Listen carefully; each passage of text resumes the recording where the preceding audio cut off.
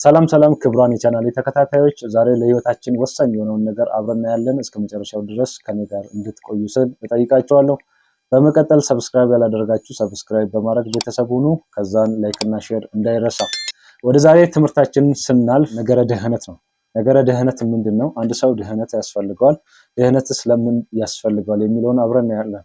ድህነት የሚያስፈልገው ከዘላለም ቁጣ ለማምለጥ ነው። ከዘላለም ፍርድ ለማምለጥ ነው። ድህነት ደግሞ ያላገኘ ሰው ምን ይጠብቀዋል? የዘላለም ፍርድ፣ የዘላለም ቁጣ፣ የገሃነም እሳት ይጠብቀዋል ማለት ነው። ስለዚህ ከዚህ ለማምለጥ ግዴታ ድህነት ያስፈልገዋል። ስለዚህ ነገረ ድህነትን እንዴት ማግኘት ይችላል የሚለውን ከመጽሐፍ ቅዱስ አንጻር እናያለን። ስለዚህ አንድ ሰው ምን ካደረገ ሊድን ይችላል? ከዘላለም ቁጣ፣ ከዘላለም ጥፋት ሊያመልጥ ይችላል። አንድ ሰው ኦርቶዶክስ ስለሆነ አይድንም። አንድ ሰው ፕሮቴስታንት ስለሆነ አይድንም። አንድ ሰው ካቶሊክ ስለሆነ አይድንም። አንድ ሰው የእግዚአብሔርን ቃል ላይ የተጻፈውን ሲያምን ብቻ ሊድን ይችላል። ስለዚህ ወደ ዛሬ መጽሐፍ ቅዱስ ማስረጃዬ ወዳልኳቸው አብረን እንሂድ። የሐዋርያት ሥራ ምዕራፍ 4 ቁጥር 12 ላይ እንዲህ ይለናል፣ መዳንም በሌላ በማንም የለም፣ እንድንድበት ዘንድ የሚገባን ለሰዎች የተሰጠ ስም ከሰማይ በታች ሌላ ስም የለም። ለሰዎች ሲል ለሙስሊሙም፣ ለፕሮቴስታንቱም፣ ለኦርቶዶክሱም፣ ለካቶሊኩም ድህነት ካስፈለገው ድህነትን ማግኘት የሚችለው በክርስቶስ ኢየሱስ ሲያምን ብቻ ነው። ይሄ ስም ነው ሊያድነው የሚችለው። ሌላኛው ዮሐንስ ወንጌል ምዕራፍ 3 ቁጥር 16 ላይ በእርሱ የሚያምን ሁሉ የዘላለም ሕይወት እንዲኖረው እንጂ እንዳይጠፋ እግዚአብሔር አንድያ ልጁን እስኪሰጥ ድረስ ዓለምን እንዲሁ ወዷልና።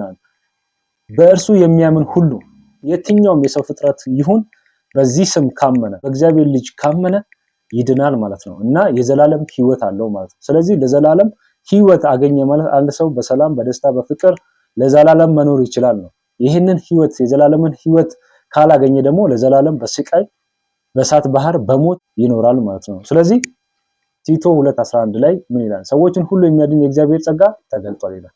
ስለዚህ የእግዚአብሔርን ልጅን ስናምን፣ ኢየሱስ ክርስቶስን ስናምን ነፃ ስጦታ ተሰጥቶናል ማለት ነው። ይሄም የእግዚአብሔር ልጅነትን የዘላለም ሕይወትን ተሰጥቶናል ማለት ነው። ስለዚህ በማመን የምናገኘው ጊፍት በስጦታ መልክ የዘላለም ሕይወት ተሰጥቶናል። ለዘላለም ምንኮራበት፣ ለዘላለም ምንደሰትበት፣ ለዘላለም ከስጋት ከሞት ከባርነት የምንወጣበትን ያንን ስጦታ ተሰጥቶናል ማለት ነው። እንደዚሁም ደግሞ ሮሜ 3:24 ላይ በኢየሱስ ክርስቶስ በሆነው ቤዛነት በኩል እንዲሁ በጸጋ ይጸድቃል ነገር።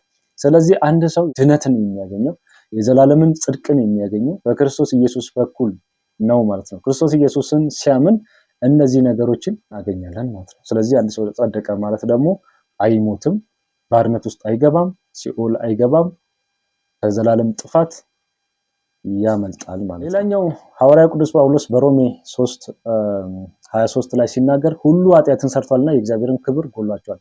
በባለፈው ትምህርታችን ላይ አዳም ኃጢአትን ሰራ፣ ከእግዚአብሔር እቅፍ ተለየ፣ ወደዚህ ዓለም መጣ፣ ወደ ባርነት መጣ፣ ሞት በአዳም በኩል ወደ ሰው ልጆች መጣ። በሮሜ 3:24 ላይ ሲናገር በኢየሱስ ክርስቶስ በሆነው ቤዛነት በኩል እንዲሁ በጸጋ ይጸድቃሉ፣ እርሱም እግዚአብሔር በእምነት የሚገኝ በደሙም የሆነ የማስተሰሪያ አድርጎ አቆመው። ይህንን በፊት የተደረገው ኃጢአት በእግዚአብሔር ችሎታ ስለመተው ጽድቁንም ያሳይ ዘንድ ነው ይላል።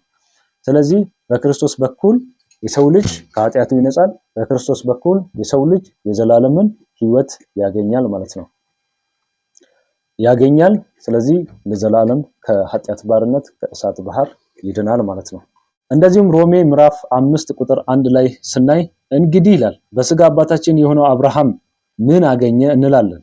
አብርሃም በስራ ጸድቆ ቢሆን የሚመካበት አለውና፣ ነገር ግን በእግዚአብሔር ዘንድ አይደለም። መጽሐፍ ምን አለ? አብርሃምም እግዚአብሔርን አመነ ጽድቅም ሆኖ ተቆጠረለት ይላል። ለሚሰራ ደሞዙ ዕዳ ነው እንጂ ጸጋ አይቆጠርለትም። ስለዚህ አንድ ሰው በስራ ካመጣ ስጦታ አይደለም። አንድ ሰው ወሩን ሙሉ ሰርቶ ደሞዝ ከተቀበለው ያንን የተሰጠው ደሞዝ ዕዳው ነው እንጂ የተከፈለለት ወይም ደግሞ ዕዳው ነው እንጂ የተሰጠው ስጦታ አይደለም የተሰጠው። ምክንያቱም የሰራበትን ነው የተሰጠው። ስለዚህ እግዚአብሔርም አምላክ ለሰው ልጆች ስጦታ ሰጠ እንጂ በክርስቶስ በኩል ሰዎች የሰሩትን ዕዳ አይደለም የከፈላቸው። ስለዚህ ሰዎች የፈለጉትን አህል ቢሰሩ፣ ሰዎች የፈለጉትን ነገር ቢያደርጉ የእግዚአብሔርን ጽድቅ ማግኘት አይችሉም። ስለዚህ እግዚአብሔር አምላክ ለሰዎች ልጆች ራርቶ የሰዎች ልጆችን ወዶ እንደዚሁም ስጦታ ሰጣቸው። ይሄም ስጦታ የዘላለም ሕይወት የዘላለም ደህንነትን ሰጣቸው ማለት ነው። ስለዚህ ጸጋው በእምነት አድኗቸዋልና ይሄም የእግዚአብሔር ስጦታ ነው እንጂ የእናንተ አይደለም ይላል ሐዋርያው ቅዱስ ጳውሎስ ሲናገር። ስለዚህ የሰው ልጅ ስጦታ የተሰጠው በክርስቶስ ኢየሱስ በኩል ነው። ይህንንም ደግሞ የሰው ልጅ በክርስቶስ ኢየሱስ በኩል ስጦታ ተሰጥቶታል። ይሄን ስጦታ ማግኘት የሚችለው ደግሞ በክርስቶስ ኢየሱስ ሲያምን ነው። ካመነ በኋላ እነዚህ ስጦታዎች ይሰጡታል ማለት ነው። ስለዚህ ድህነትን ደግሞ የማያገኘው የዘላለም ቁጣና ፍርድ የሚጠብቀው ምን አይነት ሰዎች ናቸው የሚለውን አብረን እናያለን። በዮሐንስ ወንጌል ምዕራፍ 3 ቁጥር 18 ላይ እንደዚህ ይላል፣ በእርሱ በሚያምን አይፈረድበትም፣ በማያምን ግን በአንዱ በእግዚአብሔር ልጅ ስም ስላላመነ ተፈርዶበታል። በማያምን ይፈረድበታል ማለት ነው። ስለዚህ አንድ ሰው ክርስቶስ ኢየሱስ ካመነ ከዘላለም ፍርድ ከዘላለም ሞት ያመልጣል። ካላመነ ደግሞ ይፈረድበታል። ስለ ኃጢአት ስለሰራ ብቻ አይደለም፣ ስላላመነ ብቻ ራሱ ይፈረድበታል ማለት ነው። ዮሐንስ ወንጌል ምዕራፍ 3 ቁጥር 18 ላይ እናያለን። በእርሱ በሚያምን አይፈረድበትም፣ በማያምን ግን በአንዱ በእግዚአብሔር ልጅ ስላላመነ አሁን ተፈርዶበታል። ያመነ የእግዚአብሔር ልጅን ያገኛል፣ ያመነ የዘላለም ሕይወት ያገኛል፣ ያመነ ከዘላለም ቁጣ፣ ያመነ ከዘላለም ፍርድ ከሞት ያመልጣል። ያላመነ ደግሞ ይፈረድበታል። በአንዱ በእግዚአብሔር ልጅ ስም ብቻ ስላላመነ ይፈረድበታል። ኃጢአት ስለሰራ አይደለም፣ ክፉ ነገር ስላደረገ አይደለም፣ ስላላመነ ብቻ ይፈረድበታል ማለት ነው። ስለዚህ ከዘላለም ፍርድ ለማምለጥ በክርስቶስ ኢየሱስ ማመን ያስፈልጋል። ስለተከታተላችሁኝ አመሰግናለሁ። መልእክቴን ጨርሻለሁ። በሚቀጥለው ጌታ ቢፈቅድና ቢረዳን በሌላ ርዕስ እንገናኛለን። ጥያቄ ያላችሁ ሰዎች በጥያቄያችሁ መሰረት አዳዲስ ቪዲዮዎችን ልሰራላችሁ እወዳለሁ። ከታች በማስቀምጠው ስልክ ቁጥር የተለያየ አስተያየቶችና ጥያቄዎችን ልታቀርቡልኝ ይችላላችሁ። ስለተከታተላችሁኝ አመሰግናለሁ። እግዚአብሔር ይባርካችሁ። ሰላም ሰላም።